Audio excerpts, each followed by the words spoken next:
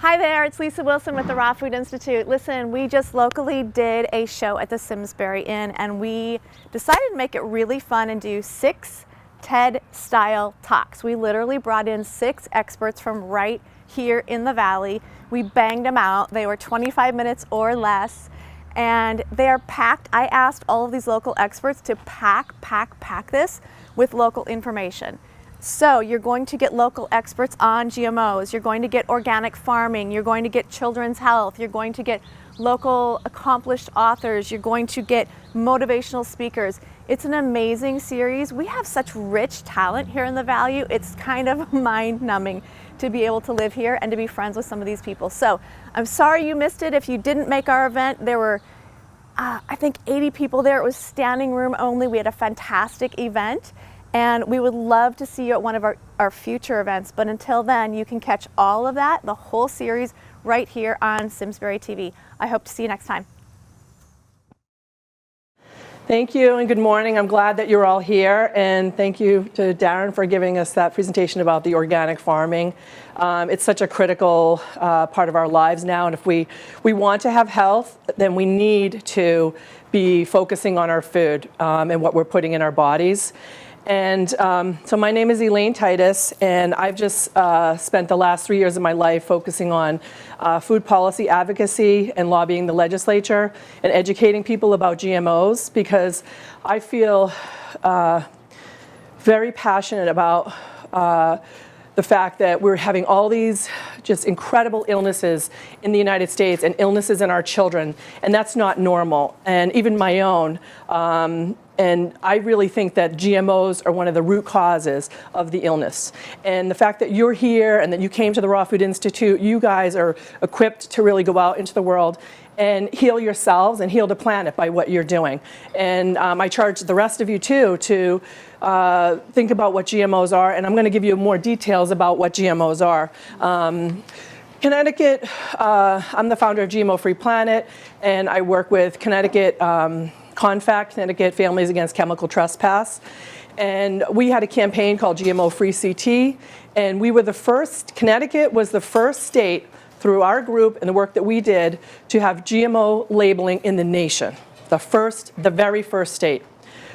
Since then, Maine and Vermont have passed GMO labeling bills, and our labeling bill will not be enacted until we get 4 other states and with a total aggregate population of 20 million to pass similar laws. So we have been working with other states. So we're working with Massachusetts. Rhode Island is next to get their labeling bill passed. Massachusetts, it's a conundrum to me why that bill hasn't been passed. The past 2 years, nearly all the legislators have co-sponsored the bill.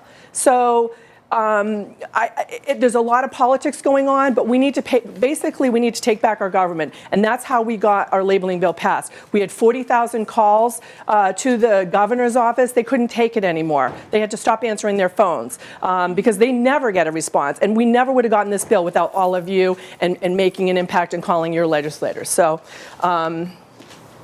this thing is in. Oops. Do we know how to get this? You know what, he's probably got the... I have it. It's right here. The little dongle is right here. Point it to your computer. Point it to the computer. Here.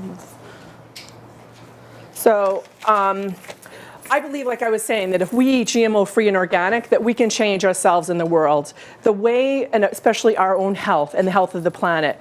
The GMOs were created essentially, as Darren said, as a vehicle to distribute chemicals and to grow the chemical business. Our food is now being delivered by chemical companies. All the food that you're eating, anything processed, is from a chemical source.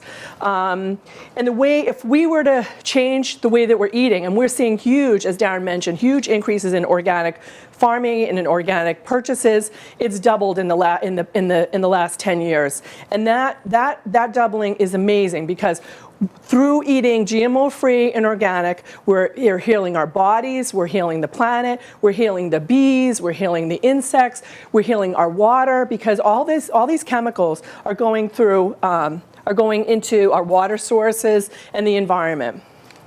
For some reason, your slideshow is not progressing, so I will have to do it manually. Okay. Just tell me Thank when you want to go Okay, forward. switch. The food system that we have now is a chemical-based food system. Monsanto, Bayer, Syngenta, Dow are the ones who are controlling the seeds, and they're controlling all the chemicals that are used in the agricultural system. We essentially have a monocrop system, and they are genetically engineering the seeds. So by a show of hands, who knows what GMOs are? Yeah, so like half or 3/4 of the audience now know what GMOs are. 3 years ago, when I did this first presentation, there were maybe 3 hands.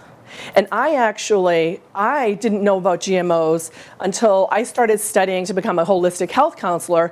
And I was driven to do that because my daughters were sick. They were having digestive problems and food allergy problems. And through using our own bodies as scientific experiments, which Ellen so eloquently taught me to do that, through her work as a holistic health counselor, we discovered that by eliminating GMOs, our bodies improved and our symptoms went away. So that's why I think I so viscerally feel and why I'm so passionate about this, because we healed our bodies by taking out GMOs out of our food supply. The seeds are patented. I mean, this is unbelievable. Life has never been patented before. I mean, we are at a scary point in history. And if we need to take our government back, we need to take back our food, we need to take back our communities, because we're the ones who are going to create what we want to see. We're going to create the future that we're going to have. And if we sit by, the future that's coming is not something you're going to like. And even if you're not worried about yourself, you got to worry about your children and the future of their children. So they patented life. They essentially take a seed and they inject a virus or bacteria into that seed in a laboratory to create a totally new organism. And that organism would never, ever happen in nature. Those two organisms would never mate in nature. And the reason, why would they do this? Because number one, now they own it. They can patent it. Number two, now they can spray huge amounts of pesticides, as Darren was saying. What they can do, they can spray it. He was spraying it around the perimeter and on some of them. But these chemicals can be sprayed directly on the plant, and the plant won't die because it's been designed to withstand huge amounts of chemicals. They own 25% of the global seed market. And billions and billions of pounds are being sprayed across the world, and millions in the United States. And is it true that they're now making it to where the seeds will not reproduce? Yeah, they're called terminator seeds. So there are some seeds too where they won't reproduce. So that's one of the, You have to buy the seeds. you have to buy the seeds. And actually contractually, if you're a GMO farmer, you cannot reuse your seeds. You cannot save any seeds. They're actually pushing the people who clean the seeds and save the seeds out of business and criminalizing them and making it difficult for them to actually keep saving seeds. So we're losing that knowledge as well. So we could change that. Thank you.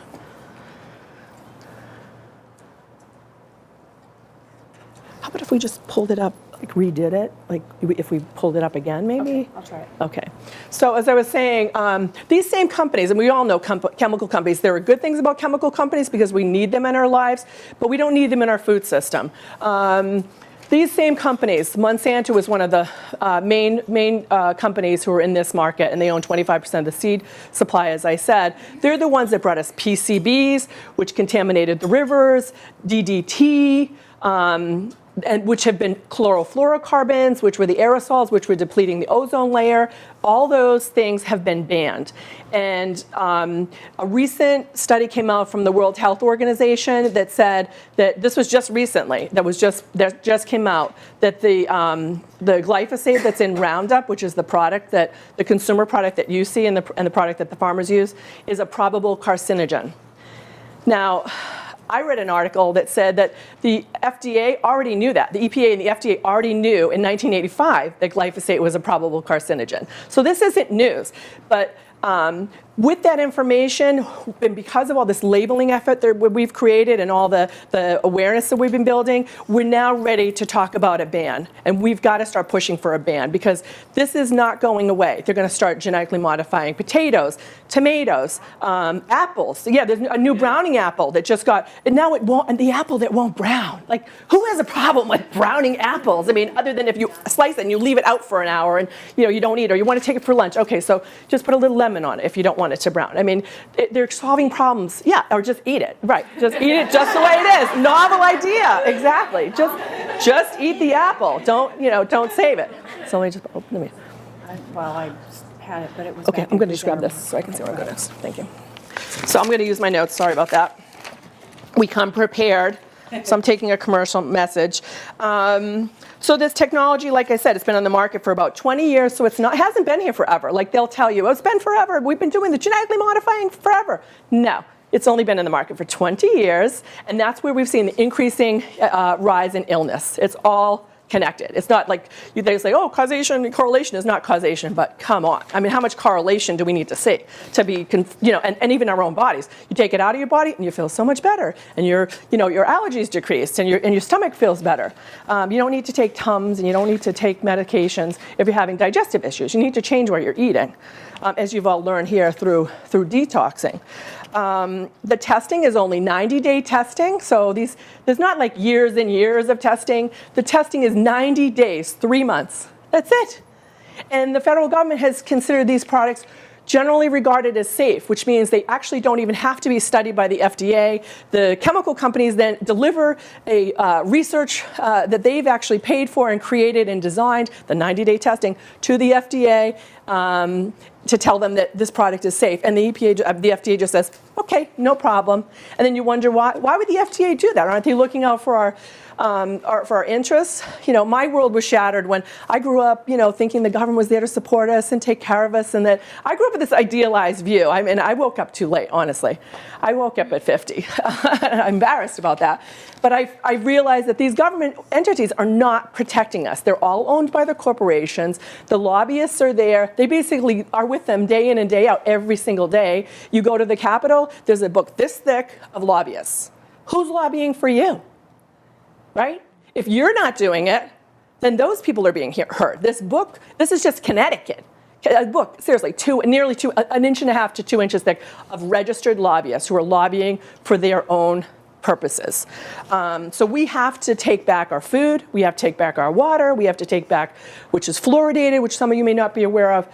We have to take back our water, we have to take back our government. We've got to start being engaged and being part of a community. And it starts at the farm, where you're talking to your neighbors and you find people who are like-minded, and you're buying your food and you're bringing your children. I mean, that's a wonderful, beautiful place to start your building your community. In terms of the genetically modified products, there are two types. One is herbicide tolerant, and the other one is pesticide producing. And the herbicide tolerant is, like I said, it's designed to be able to be sprayed on just indiscriminately, really. I mean, you've probably seen the pictures where there's this machine, this big farm machine, and the arms are out wide, and there's like spray. I'll just go off of my thing, if you can't get it. The spray coming out of the arms, and it's, just one crop for, hundreds and hundreds of acres. So we've got this monocropping. They're spraying all this pesticide. It kills the weeds through the process of chelation. And I remember, too, like 20 years ago, not even 20, yeah, my daughter's 22. So around that time, they would start saying, oh, the soil, something's not right with the soil. Or 15 years ago, something's not right with the soil. We're not getting the minerals. So everybody started taking supplements. Well, think about it. The supplements, it's because when you're genetically modifying, then you're spraying all this glyphosate and all this Roundup, and it's chelating the plant, it's chelating the soil. So we're not getting the minerals. It's not because they've just been overusing the soil. We know how to create nutritious soil. We know how to grow organically. We don't need, it's from the glyphosate and from the GMOs and from the spraying that we're losing all the nutrients. Because the weeds die because they can't absorb the nutrients. That's how they get killed, and the Roundup ready crops are able to survive. The other type is pesticide producing, which is BT corn. And the BT corn, every single cell, every single kernel, every single ear of that corn creates its own pesticide. So when you eat that corn, you're eating a registered pesticide. I mean, get that. I mean, really let that sink in. When you're eating, I haven't eaten an ear of corn in years. Like I'll eat corn a little bit here and there in some product, and I'll only eat organic corn. Like if you're gonna, certain products, I'll tell you what the crops are, so you can completely, you have to eat those that are organic if you want to avoid the pesticides. It destroys, and the way that works, so when the bugs eat it, their stomachs get destroyed. So imagine what's happening to your stomach. And it's, in addition to being a registered pesticide, it's registered as an antibiotic. So in addition to antibiotics in the meats, in the farms, we're eating plants now that have an antibiotic. So it's killing our gut bacteria. That's why we're all sick. It's basically, our gut is 70% of our immune system is in our gut. So when you're eating these GMOs, it's just like beating up your stomach. It's like beating it up, taking away all the micronutrients that are there, the micro flora in fauna in your stomach that's helping you to stay well. The GMO crops are corn, soy, cottonseed, canola, sugar beets. Those are the top 5, and those are pretty much 100% genetically modified. So if you're eating any of those products, corn, soy, cottonseed, canola, and sugar beets, and if you think about when those became really popular, the canola, we hadn't heard of canola until they started genetically modifying the crops so they could sell more. It's the same thing with the soy. They told us that the Asians, I remember when my daughter was born, she's 22, I started eating soy, and I gave my 16-year-old soy formula because she couldn't tolerate the milk formula. And it was because they basically genetically modified those crops and they wanted to sell more. So they basically did a marketing push and pushed us into those products. So like soy, the people I've heard, vegans are getting cancer. I think Lisa might even have told me they're getting cancer because they're eating too much soy because it's genetically modified and it's a hormone, it changes your hormone. It has estrogens in it. So I don't know, do you know how much time I have left? Because I don't want to. 10 minutes. Okay, so I think I mentioned about the federal government. They basically bought and sold. The guy who's the guy who's the food safety czar, he's a Monsanto man. He worked at Monsanto, came back to the federal government, went back to Monsanto. It's a revolving door, and this isn't an isolated incident. It happens in all industry. They're all going in and out, in and out. So we basically lost control of our federal government. So that's why taking back our state government is crucial. You need to know your legislator. You need to know their phone number. You need to know their email and meet them for coffee. I just met John Hampton. I know him really well, but it does take a little bit of effort to get to know them. You maybe go to an event, introduce yourself, say, hey, can I have your cell phone number? Can we maybe meet for coffee? I'm sure you all have issues that you'd like to talk to them about. And they'll be glad to meet you because they want your vote. They want your vote. So I won't get into more detail about that. But since the GMOs have been introduced, the rate of chronic illnesses has increased astronomically. It's shocking. I see young girls sick. It just doesn't make sense. And they're going to grow up thinking that this is normal. So it's being normalized. All this illness is being normalized with our children. They just think it's normal to have food allergies and digestive issues. And so allergies have increased. Crohn's, fertility is down 30%. And actually, the scientific studies show problems with fertility with the glyphosate and the Roundup. Obesity is up 36% versus 23% of the population in the past. Autoimmune disease is increasing. Our autoimmune system is being attacked daily. When you're eating the GMOs, boom, it's attacking your gut bacteria. Cancer, liver, kidney, pancreas cancer is increasing, and those are all the ones that research studies show are problematic when you eat GMOs. Diabetes has more than doubled because it's an endocrine disruptor too, so it affects your hormones. And autism, which has some impact. A lot of the autistic kids have digestive issues, so there could be a connection there. But let's not talk about that. Right? Let's not talk about that. No, it's been settled. That science has been all settled. So the scientific research I've said is leaky gut, impaired digestion, gut bacteria imbalance, reduced enzymes, autoimmune disorders, cancer, and the liver, kidney, spleen, and pancreatic. Now you can't see this one. I don't really saw it, but there's been no long-term studies ever done on the glyphosate and the Roundup. But the one study that was done, they did a 2-year study, and all the rats had massive, huge tumors. Oh my God. Huge, these massive, huge, and they were breast cancer tumors. Just tremendous mammary tumors and liver damage and brain damage. And So how did the government react to that? they vilified the study. The biotech industry put an associate editor into the medical magazine that published that. So then he retracted it. That's what happened.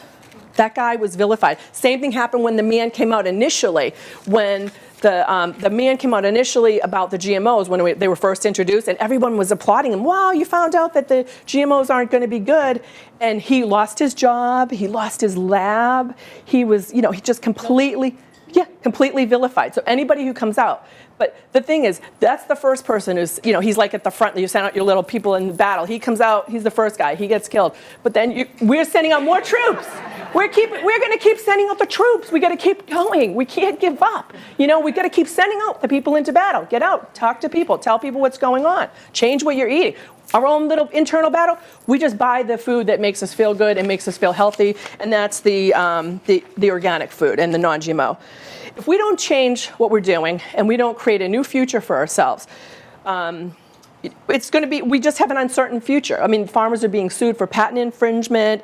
The GMOs are cross-contaminating. Like potatoes are going to be genetically modified. No more French fries. Not that they're good for you, but you can still bake them, so they're not too bad. Things that you could rely on as a staple when you go out if you're eating really, clean. You're not going to be able to rely on them. An apple, you're not going to be able to just eat an apple from anywhere. You're going to have to now ask them, is this genetically modified? Please don't tell me it's genetically modified. Super weeds are increasing. The monarch butterflies are dying. They're down by 60%.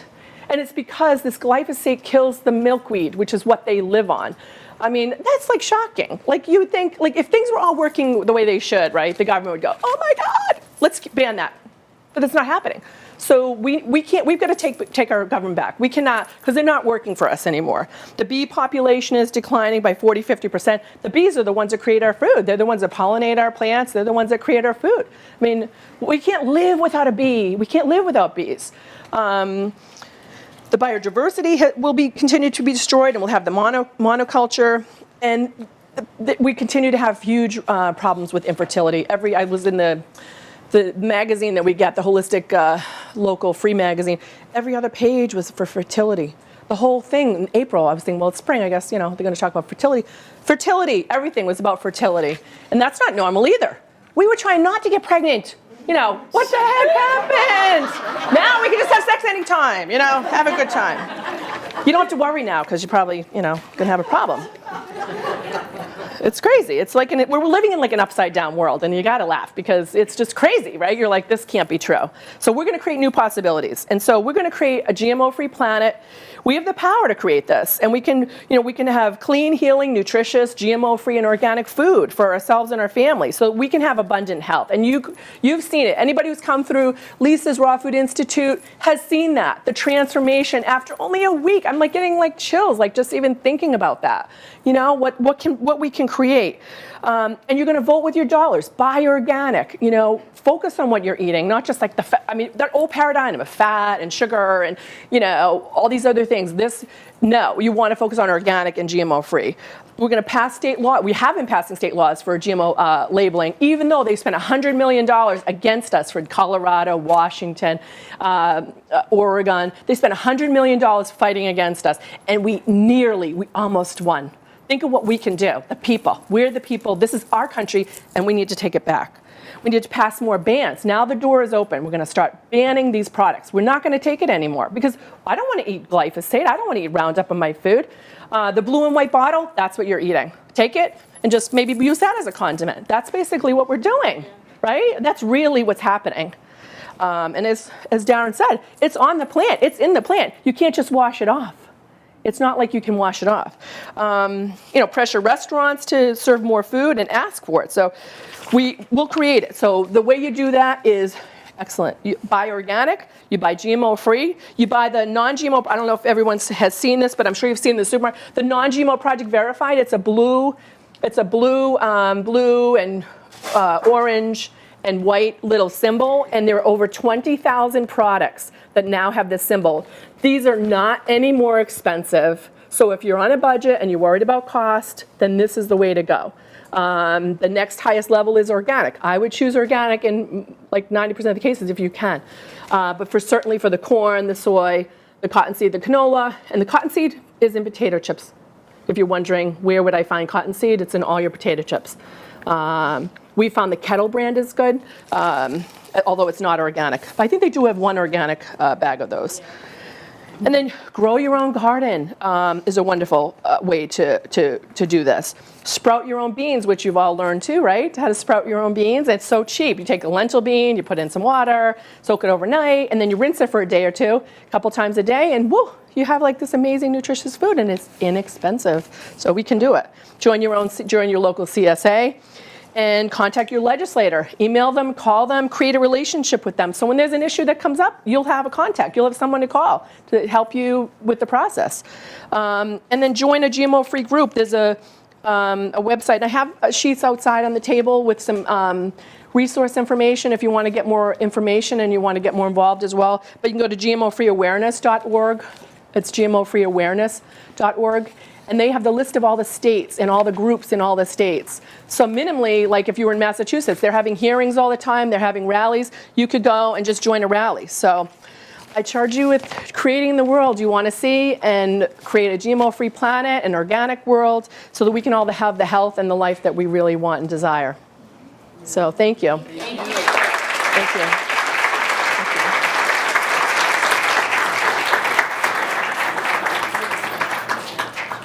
Funding for Simsbury Community Television is provided in part by contributions from viewers like you. Thank you.